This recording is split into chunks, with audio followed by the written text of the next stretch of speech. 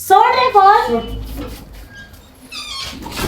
ओ पप्पा सांगा हो मम्मीला तुम्ही हमेशा माझा मोबाईल बघत राहती, चेक करत राहती. काय रे तुमचं नेहमीच? माझी काय प्रायव्हेट लाईफ आहे की नाही पप्पा? मम्मीला तुम्ही जरा समजून सांगा. कसली आली रे तुझी प्रायव्हेट लाईफ? जेव्हा बघा तेव्हा फोन फोन फोन. तुम्हाला सांगता येत नाही का हो? नेहमी जेव्हा बघा तेव्हा मेसेज चॅटिंग करत राहते. नुसत्या पोरींना बोलत राहते.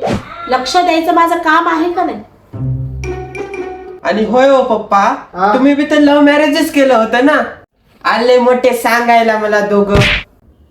या वयामध्ये लेकराला वळण लावा लागतं. आणि तू काय म्हणाला रे?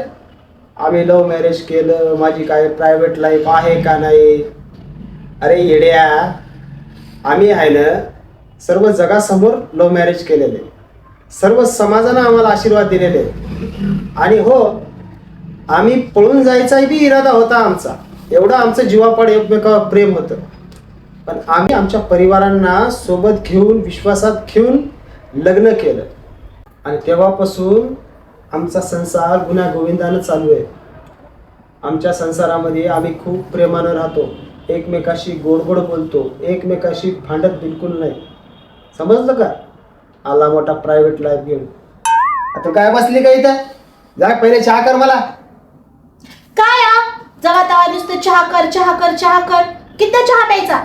तुला काय करायचंय? साखरपत्ती माझी, दूध माझं, गॅस माझा. तुला करायला काय बोकाला?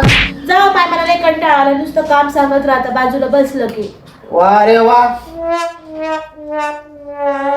सुखी संसार, गोड गोड बोलणं, लव्ह मॅरेज याला बोलतात.